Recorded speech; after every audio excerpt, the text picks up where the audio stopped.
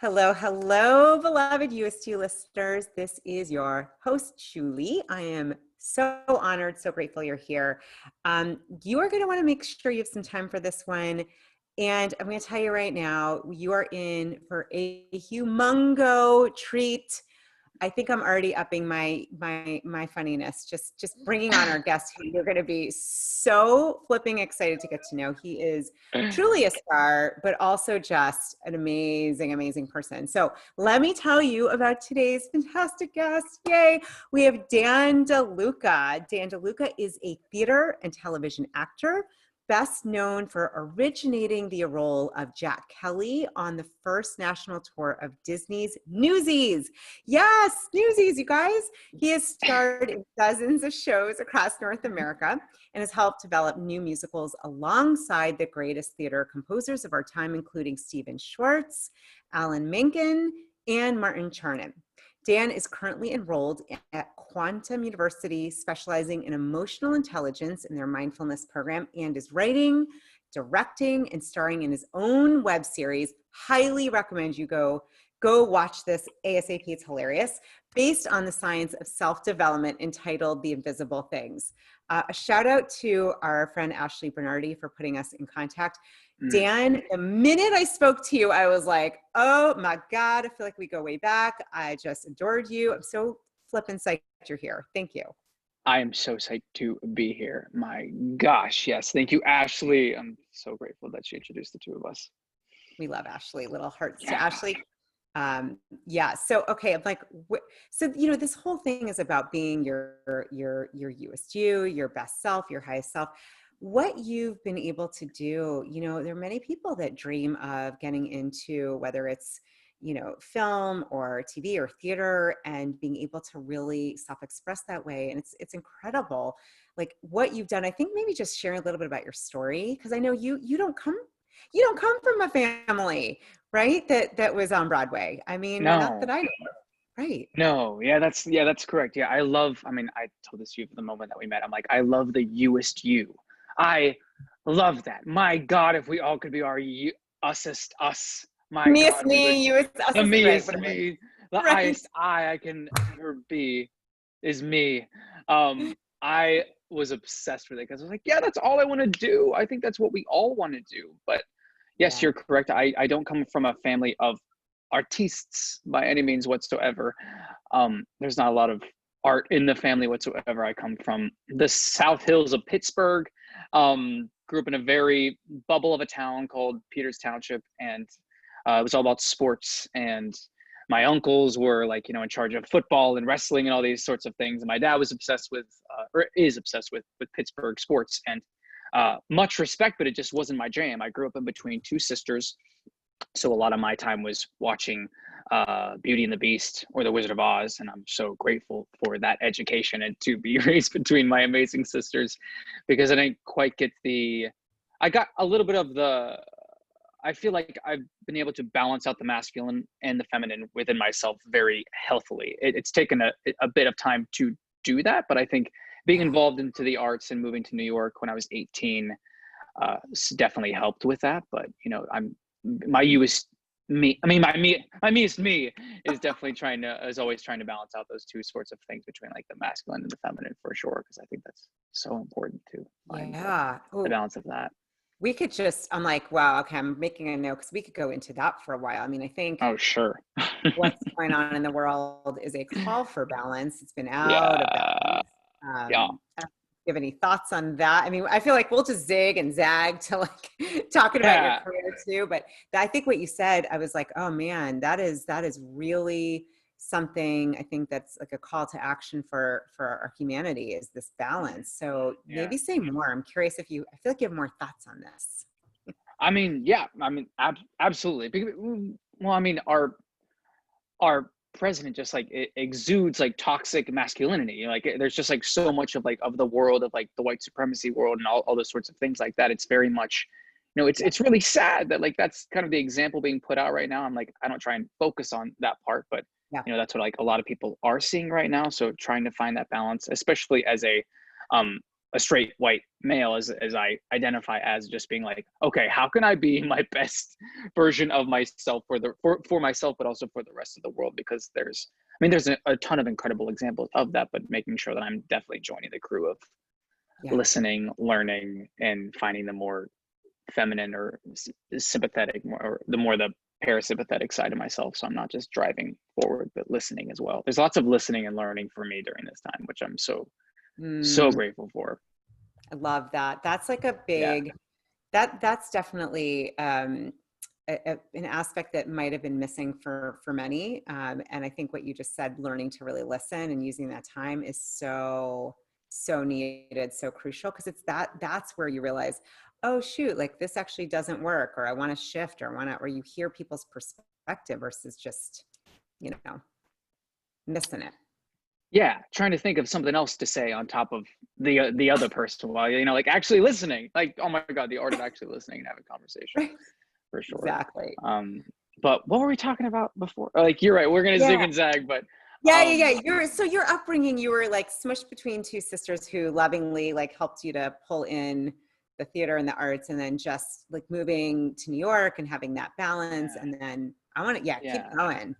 I mean, I saw just truly like the definition, because being an actor, people are like, what's your dream role? All those things. And I always say my dream role is Lumiere, the candelabra from Beauty and the Beast, because I remember growing up watching that movie and just being like, this poor girl is trapped in this prison of this dark castle, and this candle is just like, I'll take care of you, like be our guest. And he lights up the room with like magic and smells and wonder, and like he puts on a show with all of his friends. And I'm like, wow, that's like the most powerful thing that we can do as humans, to kind of like allow people who feel like they're trapped in the prison of their own minds, or a dark castle that they're taken away from their homes, whatever it may be, and just kind of lifting up their spirits and entertaining. And it's so funny how Newsies kind of manifested into my life, because Alan Menken wrote Beauty and the Beast, and he also wrote Newsies.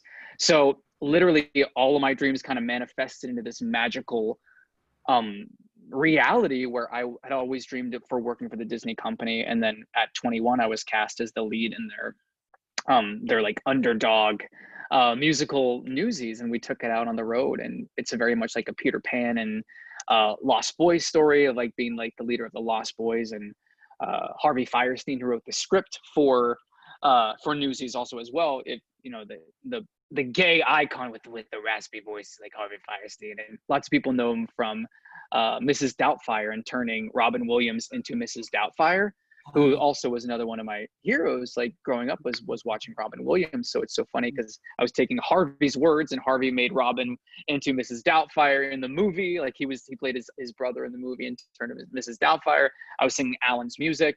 And even Jack Feldman, who wrote the lyrics, he wrote the lyrics to a Goofy movie, and lots of Barry Manilow songs. Like my mom was a huge fan of Low while I was growing up. So it was such a beautiful amalgamation of all of these things I was loving when I was younger, and I got to fully embody that. And it was the dream come true. Such a dream come true.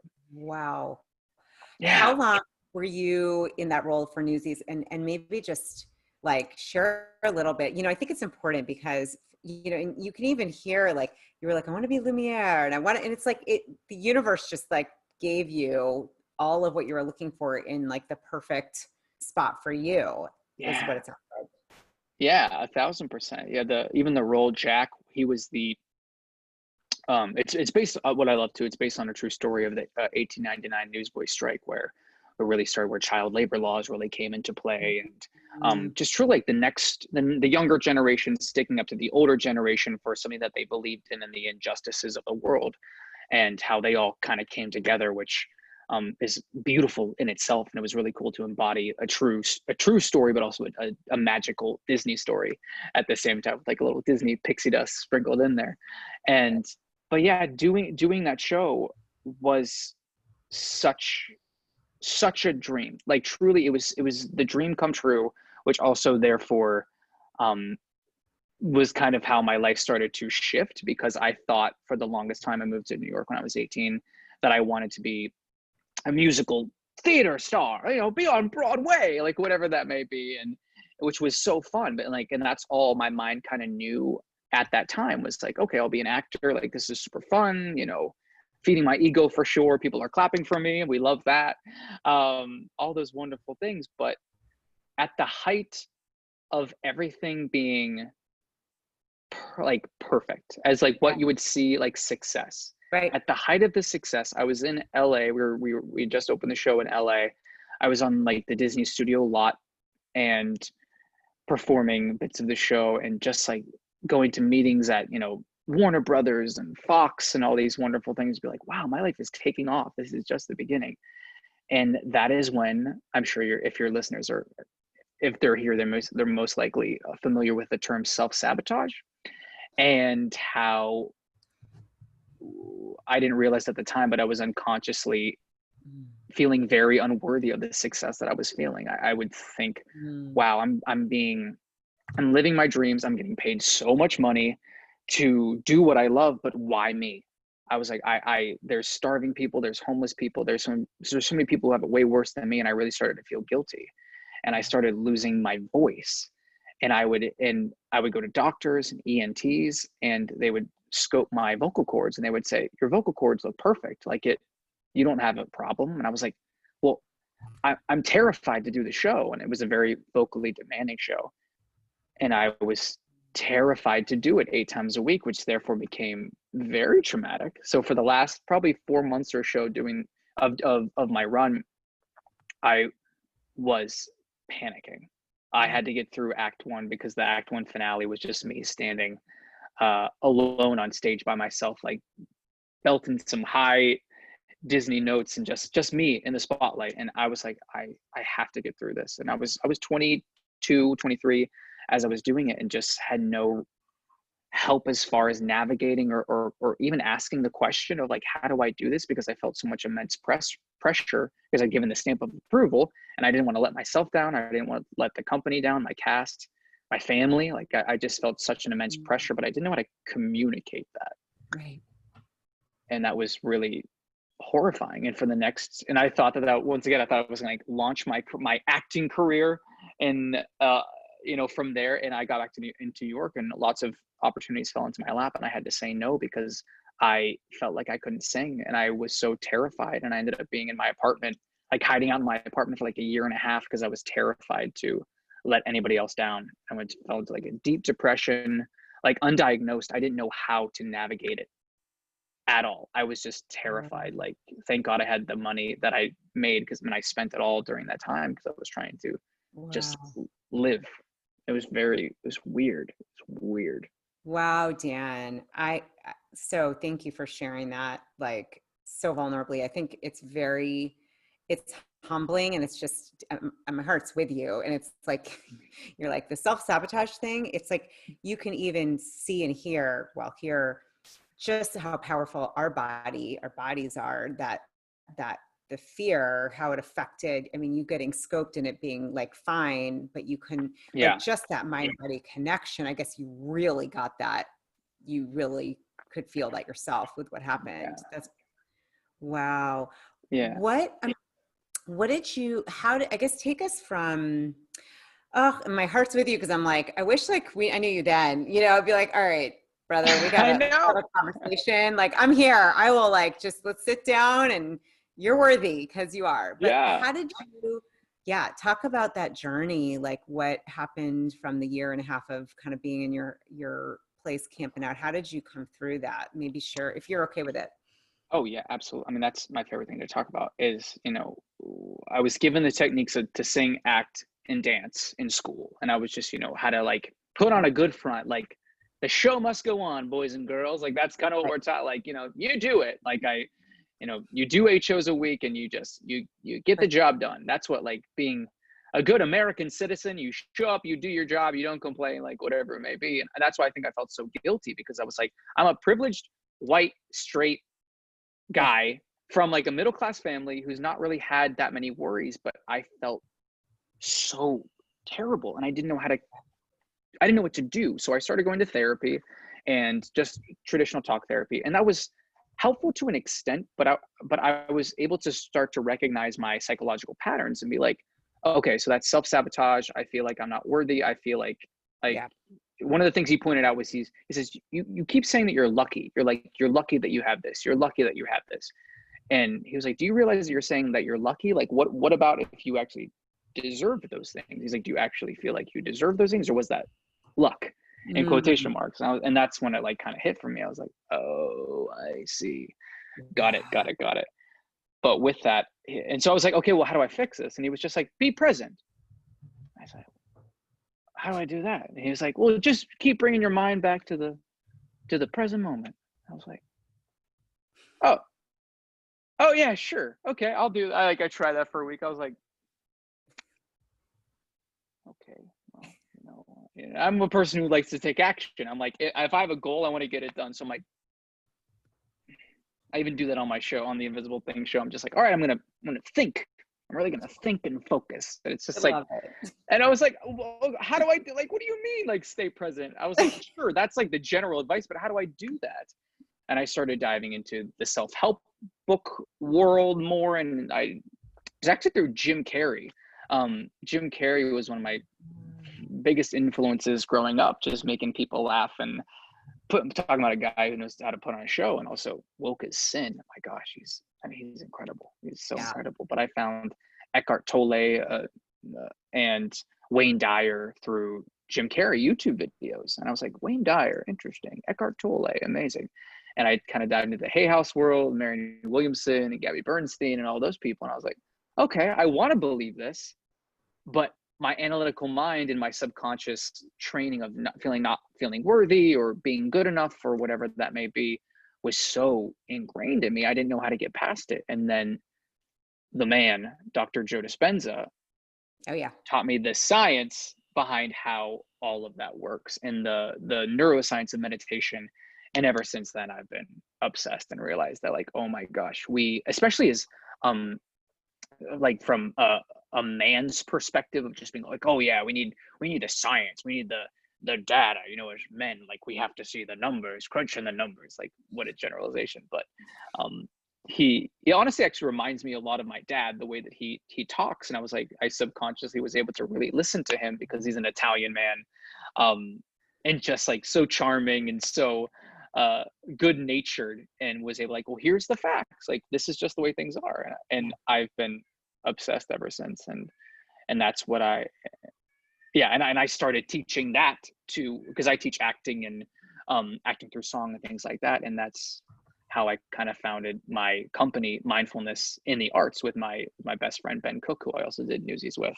And now we have this company that we're teaching mindfulness in the arts, because we're taught the techniques of singing, acting, and dancing. But if you don't know how to take care of your head and your heart, speaking from experience, it's not going to go well. Like, it's not going to work, kids.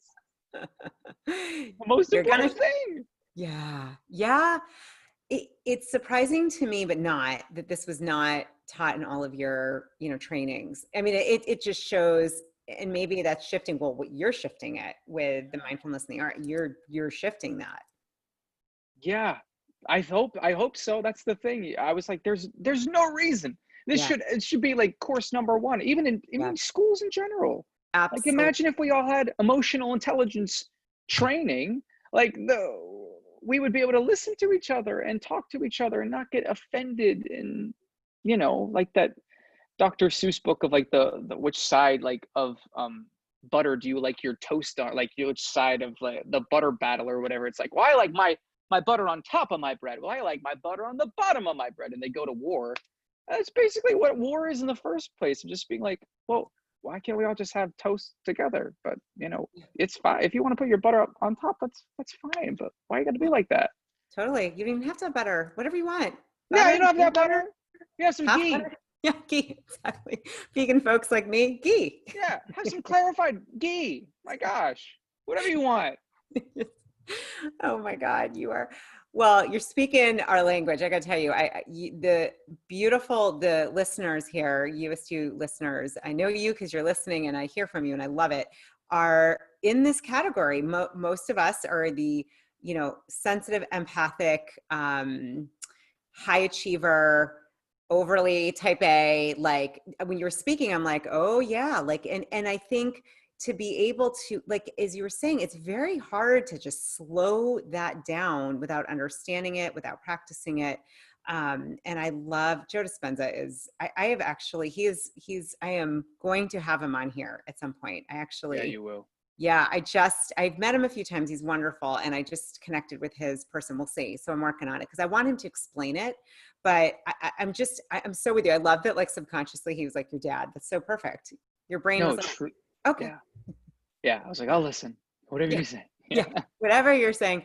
Well, and I think so now, obviously looking back, I mean, had you had this training, this understanding, this practice, I mean, my sense is it would have been a different story with your throat, are you able to sing again at that level? Like, has it shifted back? I mean, I think so, but I'm just going to ask because I'm curious. Spoiler alert, yes. Okay. And it's honestly, it's better than I'm singing more healthily, and I'm able to fully embrace my throat chakra and let it let it resonate even like more vibrantly than ever before. And it's so true. Like even back then, it's like like they say like the good old days or whatever. Like, yeah, sure, the good old days, but the good old days today. And yeah, I'm singing better than I was even back then. I was just singing in the shower like right before I came on, and I was like, man, I love this. But the biggest thing for me was just not even being able to sing in the shower when I was going through that. I was like, this is not me. I've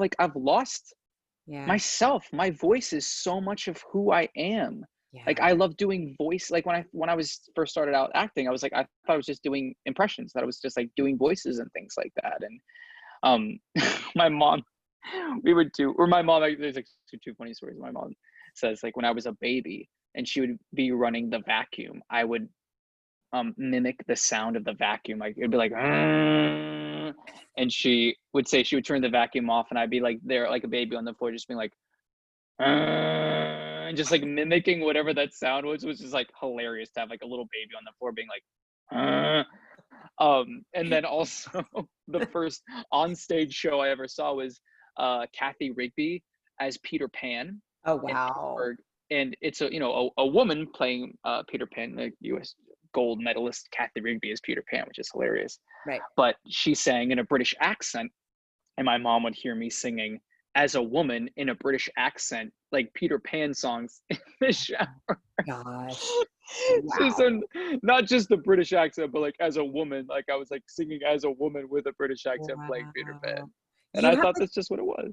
you have a photographic memory, but it's like you pick up the chord and the sound and the tone. It's like photographic for the eyes, but with your throat. That is so cool. Yeah, totally. I never thought about it like that. Yeah, I love Yeah. that. Little random, but I think it works. Yeah. Like you can pick that up and mimic it. That is amazing. Oh my God.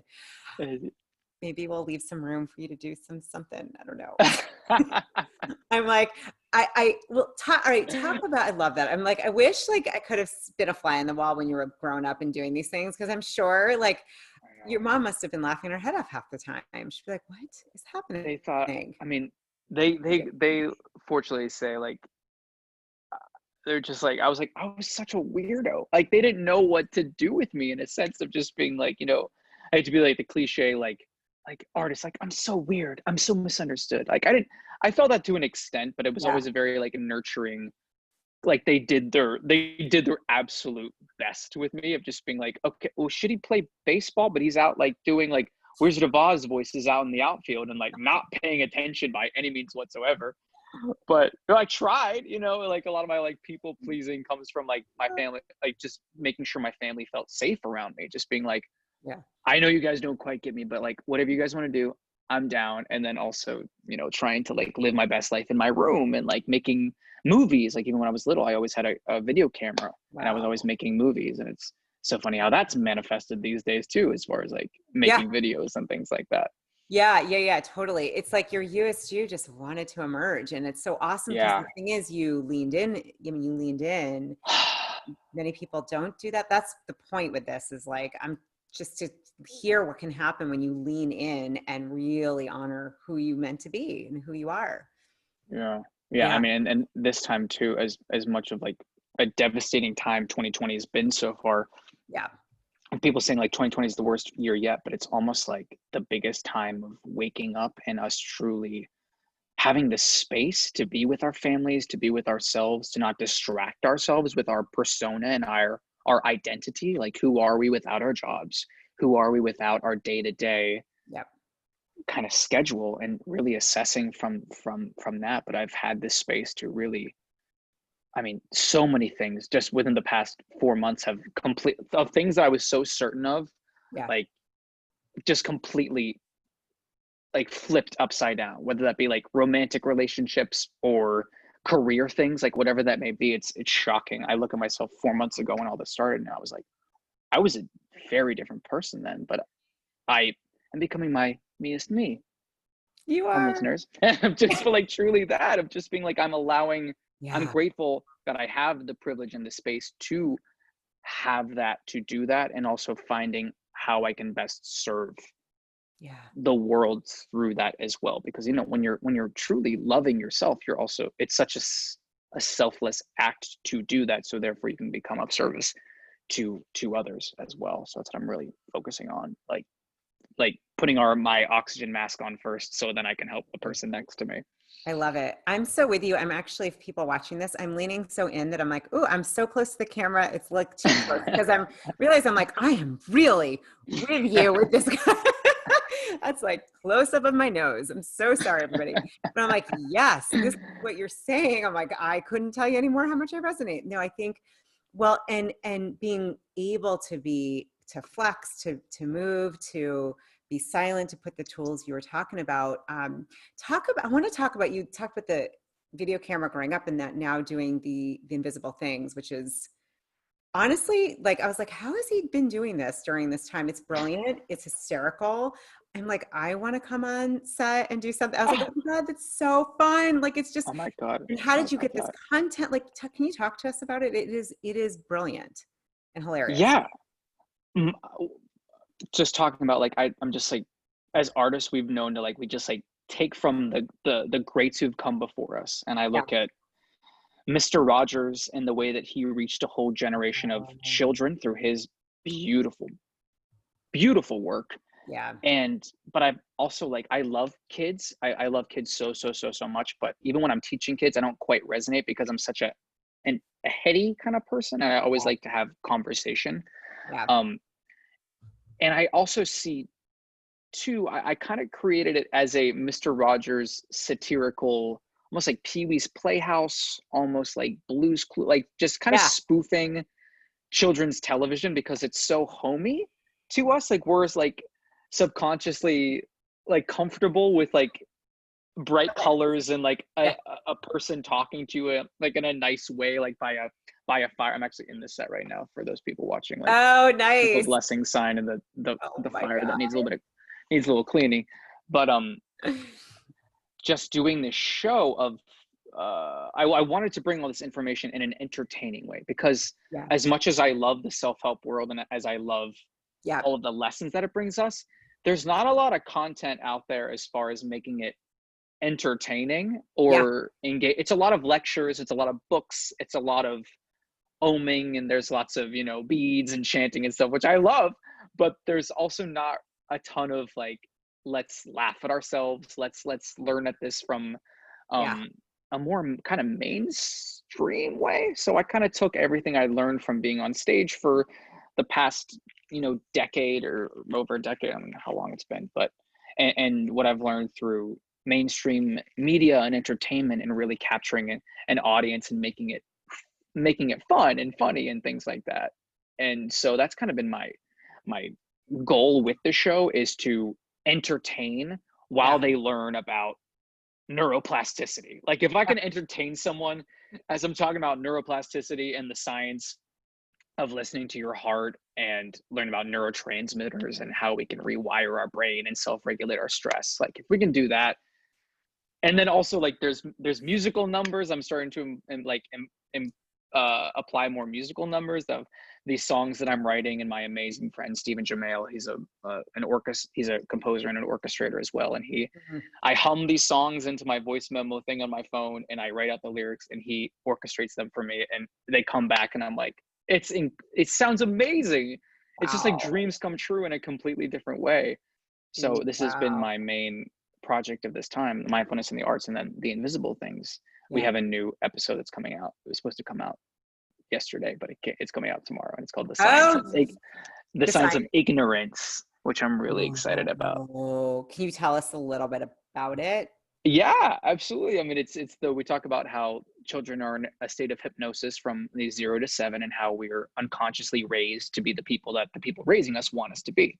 Yeah. And how we go on autopilot basically after 35. If you're not making conscious decisions, you're kind of just running on this program. Yeah. And how the character I play on the show, his name is Danny D, which is basically just a caricature of myself. Like, I'm playing myself in a very heightened kind of sense, but I say Danny D kind of hits it kind of head on with the science of white privilege, and why white fragility, and why it's been such a tough time during this Black Lives Matter for white people to look at themselves and be like, why do I feel so uncomfortable? Why do I feel so guilty? I didn't have slaves, but like blah, blah, blah, and getting defensive and things like that. Yeah. And it shows you why you have those reactions to things, and then how therefore we can dismantle it. And there's a song within the show, it's called "It's Time to Be Better," a Caucasian anthem.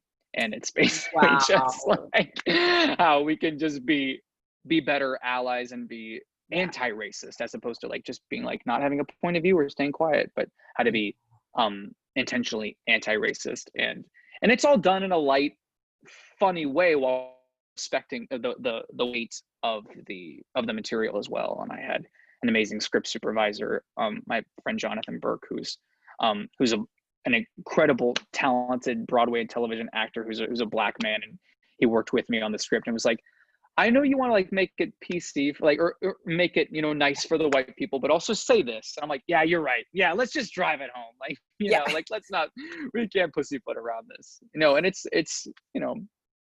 true. It's true. Like what we're saying, we're not here to shame or make people feel bad, but it's just like addressing it in a fun, approachable way, as opposed to being like, you're bad, just like, let's work together. Yeah.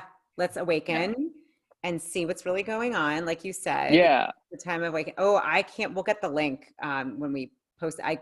That is fantastic that you're doing that. It's fun. That is awesome and needed, and should go to like every small person and adult person. Like, but kids, I mean, I really think like to make it entertaining, but also educational, especially around this topic, super. And frankly, to do it as a white male, for you to talk about it, it's important. I think it's important to have like, this is what's going on. Like there's a programming that has happened, whether or not you're aware of that. And to let's call that out. And you may not have known that, but it's important to know that now. Like there's a lens you've been given and handed down because of what's happened in the last few hundred years. Right. Yeah. 1,000%. Just being fully conscious of my white privilege, and becoming fully aware of that. That's and not feeling, the hardest part for me has not been feeling guilty about it. That's been the biggest thing I've struggled with. But I mean, I think that's just inherently going to happen as an empathetic person. But I'm just being like, because at times too, I was like, should I be doing, like, am I the person to do this? But then I was like, you have a platform to do it, and you're going to continue to post things on social media anyway. So why not make more of an intention of doing this and working with, my people, like with my people of color, like just like with my friends, and just being like, okay, what can we, like, let's do this. Let's make it better. Yeah, absolutely. Well, and I think the piece you talked about being white and male, right? Mm-hmm. White male, like there's a privilege that's just no one else fits in that category. Even white females. And so I think it's crucial that you're doing this. I think it's crucial, and to call it out and to be like this in a way people can hear it, right? The listening factor. It's awesome. It's awesome. Yeah, because if people get on the defense, then they're not going to listen. That's been the most interesting thing of also observing this time, of just being like, there's being tactful with the way that we're approaching these conversations. And because I feel like I've had to do that a lot of my life, even though it sounds like, once again, I'm coming from privilege and I'm straight and I'm white and I'm a man, but being super tactful, how I discuss spirituality, or how I discussed all of these things with, muggles or mortals, if you will, just being like, not of like scaring people away, of just being like, yeah, I meditated for 2 hours today. And they're like, what? And you're like, but here's the science. Like the science is almost Yeah. like why I've dove so far into this, was just Yeah. because like it's so beneficial if we educate ourselves on it and learn about it. Well, I think the image I got, Dan, is the science. It's like the key that unlocks it allows our brain to feel safe to, Hmm. especially us. I even put myself in this category of like grew up in a lot of intellectualism, like data, facts, like that's important, smarts, it's got to make Yeah. sense. And so for those brains, especially those that have been like, that science unlocks the door to be able to like see a different horizon, but you got to you got to get through you got to get in, and Yeah.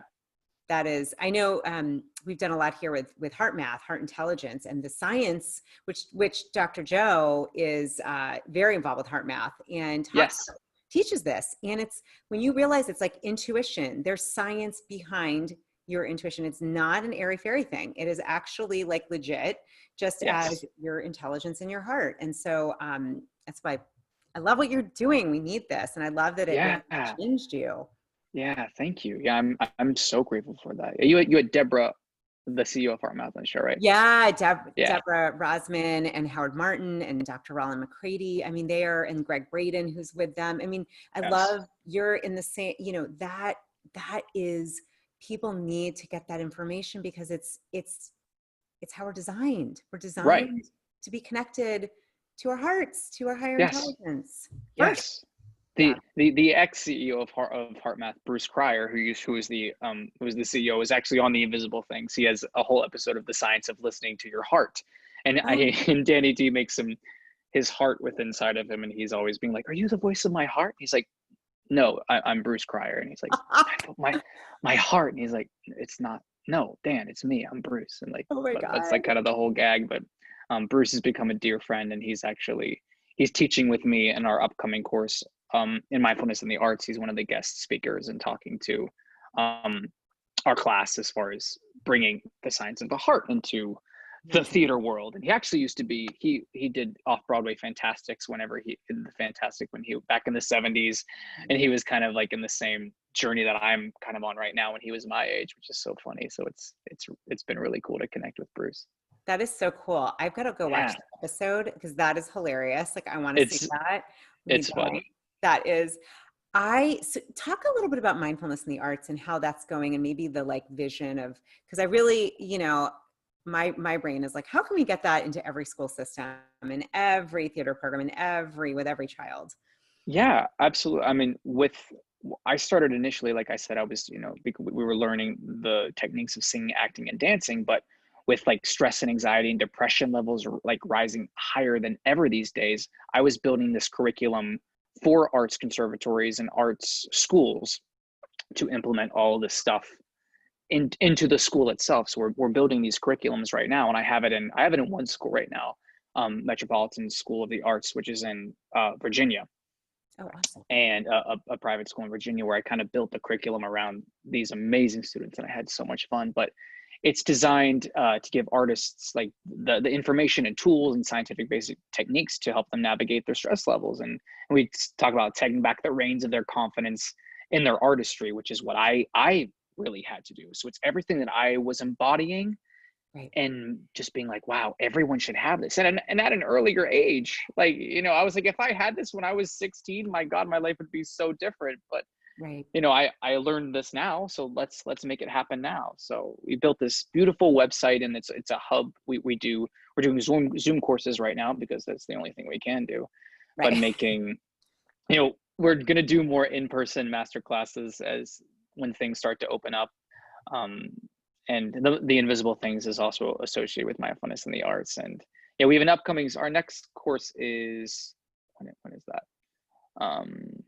August 4th through the 20th. So the normal system is me and Ben Cook. We have like 3 guests on. So our next guests are Gabby Diaz, who she was the winner of So You Think You Can Dance season 12.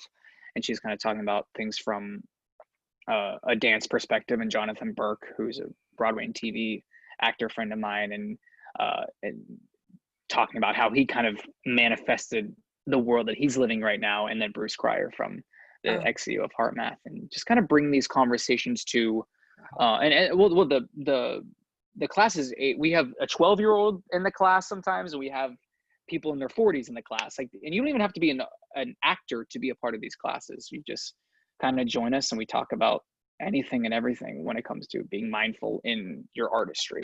So Oh, I love it. What's the website, Dan? Dan, do you want? mindfulness, mindfulnessinthearts.com. Perfect. Just, It's like what it yeah, sounds like, basically. Yeah. exactly. Yes. Add the So make it easy. .com and you'll find it. You'll find, that's it. That's That's it. all you gotta Like, do. I want www to dot. go. Would you say Oh, that? check it out. Yeah, check it out. I love, okay, two things before I'm like, shoot, I could just keep talking to you. I don't want to ever Oh wrap no. this conversation because you're fantastic. And so you're articulate and wise, yet funny. So when you put that together, I'm like, don't stop. There's no stopping. Keep Julie, going. I love Just you. I could maybe talk to you all sing the day last too. two questions and we'll go. Oh No, my gosh. sing the answers. No.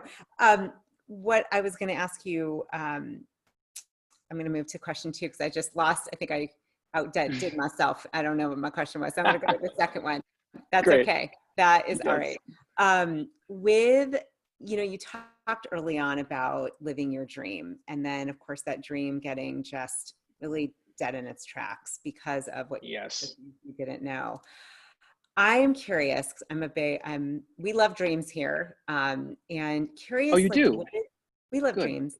We love Good. dreams here. Yeah. It's all about, yeah. And I actually think your dream, I mean, I need to read about this again, but I really think there's a connection, heart intelligence in your dream. Like it's, you gotta listen because it's there for a reason. What Yeah. is your dream now? Like, what would you say is the dream you want to live into? In the next few minutes. And if you want to sing it, that's fine. Or if not, it's okay. Oh my gosh. Yeah, what is my dream now? It was funny because when Newsies happened, and I even had I'd manifested like my dream like girlfriend at the time and stuff. Like everything was pretty much to the T. It's honestly kind of Wow. creepy how everything played out at that time. But then I was like, well, now what do I want to do? And I was like, I knew I Right. wanted to do more. Like I knew I wanted to do more, but what was it? Right. And it's so funny because, and once again, I'm sure your listeners can relate to this as far as intentional visualization, intentional manifesting, intentional Yeah. vision boarding, whatever that may be, of just being like, I want this, I want this, I want this, I want this. Yeah. And I'm very much there as well, to an extent, but so much of what I'm realizing now, and I step into my wise age of 28, my God, of surrendering and just truly being like, I don't know. The Yeah. character of Dan DeLuca, I don't, I I know whoever I say that I am Dan DeLuca, the I knows, but Dan DeLuca doesn't Oh, know. You know what I mean? yeah, I do So know. I'm with you. if we gotta, so it's a Yeah. matter of getting out of my own way, which is Yeah. really what I'm trying to do right now, because I know what it feels like. Sure, it can say, like, from an actor's perspective, being like winning an Academy Award and having a star on the Hollywood Walk of Fame, like whatever that may be. That So is good. one thing. That's cool. Sure, absolutely. Like having a ginormous house with a pool and a waterfall. Like that sounds great. I Yeah. want that. I also want to be able to have candid, honest, authentic conversations with every human that I meet. Yeah. I also, as hippy dippy and cliche and la la land that is, but truly just being able to not be afraid to look someone in the eye, as I look into the camera now, as I'm, been looking at you, but look into the camera, just be like, hey, what's going on? How are you? And looking, and then asking me the same thing back, but not being afraid to fully embody everything that I am. Because if you think about it this way too, I know what I want. I don't have to work so hard to manifest or put on a vision board what I want. Like my soul, whatever I'm here to do, that will happen. I heard this really interesting thing, like even as I mentioned self-sabotage earlier. Self-sabotage actually feel like isn't actually real. We call it self-sabotage in the English language, but self-sabotage isn't actually sabotage. Self-sabotage is guiding us to a way of like, thank God I got self-sabotage to get off that path to kind of find this other part of an authentic me. Yeah. Because that was not authentic me. Like I still had a lot to learn. So therefore I had to like, my ego, my personality got knocked on its feet and it said, take a seat, Johnny, because you got a lot more to learn still. And I had to surrender. I had to lose everything that I thought made me me. Yeah. And it's so funny because it only made me more of me, even though it seemed like a horrible thing at the time. It was a dark, dark, dark night of dark year of the soul, if you will. But I want to be my meest me, my you-est you, like truly, like what your podcast is called, that is my new dream. And I'm with this invisible thing show, with mindfulness and the arts, with the friendships that I'm forming now, the conversation that I'm having now, even talking with you right now, just the fact that, you know, even how we got connected was I had listened to your episode with Greg Braden, because I was just listening with Greg. I didn't know you. And then it was like, oh my gosh. And here I am, I'm talking with you, and you've had, you know, and Don Miguel Ruiz's, like the Four Agreements was the first self-help book I ever read when I was 18 years old. Yeah. And you've had Don Miguel Jr. and Don Jose on this podcast as well. Like, so this in itself is such a beautiful manifestation that I didn't have to try and do. It just unfolded. And that's so hard. It's so hard to understand if you're not there. And I was like, what do you mean surrender? I have to do it. I have to, as an American citizen, I have to make this happen. But you get up and do it. But you also, I truly believe that our souls will take us to exactly where we need to be if we do what my wonderful talk therapist told me to do, was be present. So thank you for getting me there. And here we are, just the signs of being present. But yeah, and here we are. Amazing. Well, I'm really, one of the things I'm hearing, it's like, you know, tuning into that higher wisdom of yourself and letting that be the guide. So the little Dan is like, I'm just surrendering to what the greater aspect of who I am is. And you are 28 / like 500 lives old though. I'm like, you've done, I don't know how many lives. I just had to bring that in. I'm like, oh, no. Thank you, Julie. You've got lots of lives of wisdom, my friend. I'm like, there's no way you're 28, but that's cool. The wisdom is just, no, I appreciate so I'm hearing, I sometimes will hear questions that people are asking, and that might sound strange, but I can hear what I'm, not at all. I'm curious, not at all. Well, what I'm hearing is, can you tell us, like, how do you get to listen to your higher self, to that you-est you, that part of you that's not the driver, the pushing, because I think the difference is really I'm going to make this happen versus I am going to allow and surrender and be guided. And show up. What helps you to do that? Because I'm hearing, like, give us some tangibles. What do you do? How do you do that? I think I relate to that because I was just like, okay, how do I be present? How do I do this? And for me personally, it just reached a point where I couldn't listen to my, as you call it, like my small me. I couldn't listen to Dan, the identity of Dan DeLuca, talk to myself like that anymore. I reached a point where, I mean, even daily, there's times where I'm just like, just stop thinking, or just stop. You're making such a mess in your mind with your thoughts. And then what's left? What's left when you're tired of listening to, and it just being so mean to myself and being so emotionally abusive to myself? Like what comes when you fall into the floor, when you're crying, when you're just like so full of shame and so full of guilt, whatever that may be, like what is left? Right. What's left? And that whatever is left there, just truly being like the archetype of Glinda the Good Witch, or the archetype of like the fairy godmother or wizard that comes and saves us at the end, whatever that may be, of our own hero's journey, when we've reached the the final battle and everything seems lost. Like what's left? And that is what that is to me. Whatever is left is who I am. So now for me, you know, Dr. Joe has like, he's very much about like meditating for an hour a day, like, and things like that. And I was such in a place of despair where that sounds like a lot of time, but you know, if you don't have enough time to meditate for 20 minutes, then he says you should probably meditate for 40 minutes. And if you don't have time to meditate for 5 minutes, you should meditate for 5 hours, you know, to truly just hone in and listen. So it's stillness. One of my other favorite spiritual teachers is, his name is Bentino Massaro. And one of my favorite exercises he has people do is just look at a pen and just stare at a pen. Don't give it any, weight to it. He's like, just look at it and don't think about anything, and just see how long you can go without thinking anything. Set a timer for 15 minutes, 20 minutes, and to not think about anything. And for our egos, it's like, no, I want to be manifesting my dreams. I can't look at a pen. I don't have time for that. I got stuff to do. And it's like, and that's why you got to stare at a pen and not think about anything, because then you're therefore allowing what we don't know how to do. Like the Einstein quote, like, you can't solve the problem at the same level of consciousness that created the problem. Yep. We got to get out of the way. Get out of the way.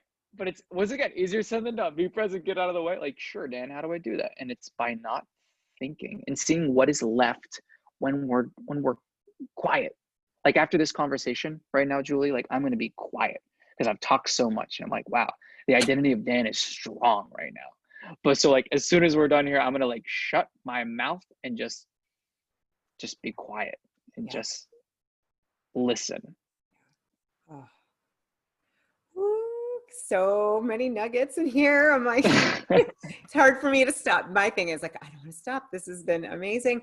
I will say, just to tie it through, the thing you just said, that quote by Einstein is one of my most favorite quotes of all times. And that, for me, is one of the reasons I do this, because to solve a new problem, our world problem, the world needs new consciousness at the collective level.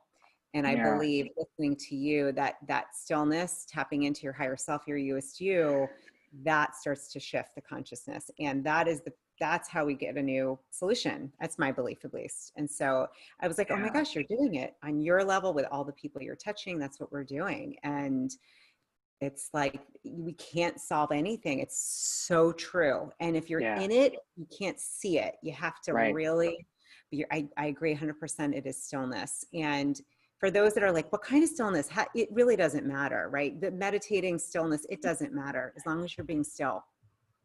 Yeah, just stopping or just observing the thoughts and seeing like who's observing the thoughts. Of like that's I think that's actually a really tangible thing that I can say is like, if I'm thinking something, who's watching me thinking? Who's watching that person thinking? What is that state of consciousness that is watching that thinking? So like, that's a huge exercise of just being like, who did my dad think that for me? Did my grandma think that for me? Or is that me thinking? Who gave me that? Who thought that for me? And then figuring out some new thoughts. If that's your favorite quote, did you love the Dead Naked Einstein episode of The Invisible Thing? Because that's the entire episode is based on the zooming out. I was like, this is brilliant. It reminded me of like Mr. Rogers, a little bit of the, oh my gosh, the Saturday Night Live skit. You know, I'm good enough, I'm smart enough, and gosh darn it, like a little of that in there. Who was that? You know, Mike Myers, did he do that? No. It was, oh my gosh, I used to know this. That's okay. That's all right. Leave it in the comments, kids. Leave it in the comments. If you know what it is, leave it in the comments. Exactly. Let us know. It'll come to me.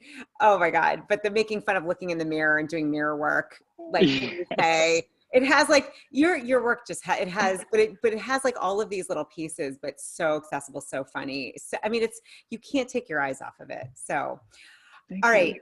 You don't have to do this. Is there like maybe a sentence or two you feel like singing? Just because I feel like, why not? You're like, please, Lord. I know it's not nice. You don't have to. We don't have to. We can correct them to the invisible things. But maybe about the recent one you're about to. Anything you want. We'll take anything, Dan. And when How by about we, I mean I. I'll do the voice of Dead Naked Einstein as he's singing about the zooming out. So I'll sing you your favorite quote as, and also people who are not familiar with Dead Naked, bro, like why is he dead and naked? Like what does that mean? It's for those who are not familiar with the episode. It's a puppet that is of Einstein. Right. So he's a ghost, so therefore he's dead, and he's Right. also not wearing clothes, therefore he's naked. So he's dead naked Einstein. Like it sounds like, why are they talking about dead naked Einstein? That's, for those of you who are not familiar with the episode, that's what we're talking about.